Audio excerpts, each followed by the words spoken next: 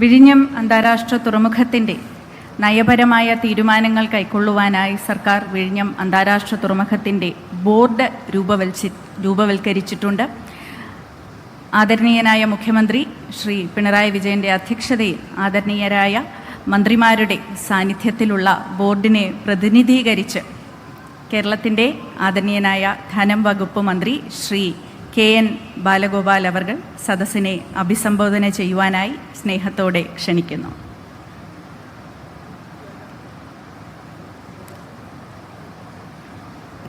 ബഹുമാനായ അധ്യക്ഷൻ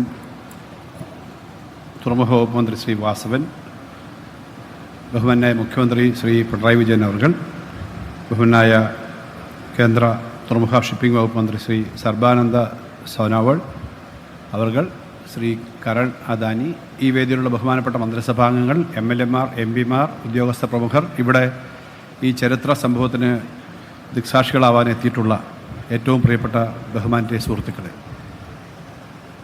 ഈ പരിപാടിയിൽ പങ്കെടുക്കുന്ന നമുക്കെല്ലാവർക്കും കണ്ടുകൊണ്ടും കേട്ടുകൊണ്ടും നിൽക്കുന്ന കേരളത്തിലെയും ഇന്ത്യയിലെയും പൊതുവിലിത് മനസ്സിലാക്കുന്നവർക്കുമെല്ലാം അഭിമാനകരമായൊരു മുഹൂർത്തമാണിത്. കേരളത്തിൻ്റെ ചരിത്രത്തിലെ ഏറ്റവും വലിയ നേട്ടങ്ങളിലൊന്നാണിത്. ഭാവി കേരളത്തിൻ്റെ കഥ പറയുമ്പോഴും ഭാവിയിലേക്ക് വരുന്നതിലും ഏറ്റവും വലിയൊരു നേട്ടമാണ്. ഈ നേട്ടത്തിൻ്റെ ആരംഭഘട്ടത്തിൽ, ഇതിൻ്റെ പ്രവർത്തനങ്ങളിൽ ആരംഭഘട്ടങ്ങളിൽ മുതൽ പ്രവർത്തിച്ച ധാരാളം ആളുകളുണ്ട്.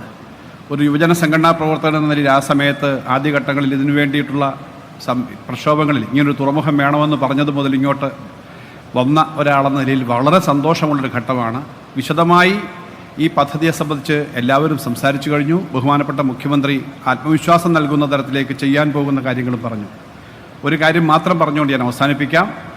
ഈ തുറമുഖത്തിന് 3 ഘട്ടം കൂടി പൂർത്തീകരിക്കാനുണ്ട്. വലിയ ഒരു തുക, ഇപ്പോൾ ചെലവഴിച്ചതിനേക്കാളും അധികം തുക ചെലവഴിക്കേണ്ടി വരും. അതിനാവശ്യമായ സാമ്പത്തിക കാര്യത്തിന് യാതൊരു തടസ്സവും വരില്ല എന്ന കാര്യം ഇവിടെ പറയാൻ ഞാൻ ഈ അവസരം ഉപയോഗിക്കുകയാണ്. ഇപ്പോൾ തന്നെ 2300 കോടി രൂപ എന്ന് പറഞ്ഞാൽ അതൊരു അത്രയും തുക സംസ്ഥാന സർക്കാരിൻ്റെ ഗ്യാരണ്ടിയിൽ എടുക്കാൻ നേരത്തെ പറഞ്ഞ വിഴിഞ്ഞം വിസിൽ കമ്പനി തന്നെ തീരുമാനിച്ചിട്ടുണ്ട്. അതുകൊണ്ട് ഈ ഘട്ടങ്ങളുടെ മിക്കവാറും എല്ലാം പൂർത്തീകരിക്കാനൊരു തടസ്സവും വരില്ല. രണ്ടാമത്തെ അതുമായി ബന്ധപ്പെട്ടൊരു കാര്യം, വിഴിഞ്ഞം ഒരു തുറമുഖം ഇവിടെ വന്നതുകൊണ്ട് മാത്രം കേരളത്തിൻ്റെ ഭാവിയിൽ എല്ലാ കാര്യവും ആവില്ല എന്ന് നമുക്കെല്ലാം അറിയാം. ഇതിന് ചുറ്റുപാടും 10, 50, 100 കിലോമീറ്റർ വരുന്ന പ്രദേശത്ത് അടിസ്ഥാന സൗകര്യ വികസനം, കൂടുതൽ വ്യവസായ സ്ഥാപനങ്ങൾ, ഇൻഫ്രാസ്ട്രക്ചർ കൂടുതൽ വേണം, നല്ല റോഡുകൾ വേണം, അതുപോലെ തന്നെ ലോജിസ്റ്റിക്സ്, അങ്ങനെ എക്സ്പോർട്ട് പ്രൊമോഷനുമായി ബന്ധപ്പെട്ടുള്ള സ്ഥാപനങ്ങൾ, ഇതെല്ലാം വരുന്നതിൻ്റെ പദ്ധതി വിപുലമായി ഗവൺമെൻറ് തയ്യാറാക്കിയിട്ടുണ്ട്. അതിൻ്റെ കാര്യങ്ങൾ നടക്കുകയാണ്. റിംഗ് റോഡ് അടക്കമുള്ള കാര്യങ്ങൾ അതിൻ്റെ ഭാഗമാണ്. ഒരു 10,000 ഏക്കറെങ്കിലും ഏറ്റവും മിനിമം സ്ഥലം അത്തരം കാര്യങ്ങൾക്ക് വേണ്ടിവരും. സ്വകാര്യ പങ്കാളിത്തം വലിയ തോതിൽ ഈ കാര്യങ്ങൾക്ക് വേണ്ടിവരും. അതിനെല്ലാമുള്ള മുൻകൈയെടുത്ത് ഈ പദ്ധതിയെ അടുത്തൊരു 10 വർഷമാകുമ്പോഴേക്കും ഏറ്റവും വലിയ ചുറ്റുപാടുമുള്ള അടിസ്ഥാന സൗകര്യം, കൂടുതൽ തൊഴിലവസരങ്ങൾ, കൂടുതൽ എക്സ്പോർട്ട് പ്രൊമോഷൻ സൗകര്യങ്ങളെല്ലാമുള്ള വിപുലമായ ഒരു ബൃഹത് പദ്ധതിയാക്കുന്നതിനുള്ള പരിപാടികളുമായിട്ടാണ് സംസ്ഥാന സർക്കാർ മുന്നോട്ട് പോകുന്നതെന്ന് നിങ്ങൾക്കറിയാം. അതും വളരെ നന്നായിട്ട് നടത്തുന്നതിന് എല്ലാ കാര്യങ്ങളും നമുക്ക് ഒരുമിച്ച് ചെയ്യാം എന്ന് മാത്രം പറഞ്ഞുകൊണ്ട് എല്ലാ മന്ത്രിമാർക്കും വേണ്ടി അവരെല്ലാം പറഞ്ഞു. ഇനി ഈ കമ്മിറ്റിയിലുള്ളവർ അവർ കൂടി റെപ്രസെൻ്റ് ചെയ്ത് ഇത്രയും സന്തോഷകരമായൊരു ചടങ്ങിൽ ആശംസകൾ അർപ്പിച്ചുകൊണ്ട് ഞാൻ എൻ്റെ വാക്കുകൾ അവസാനിപ്പിക്കുന്നു.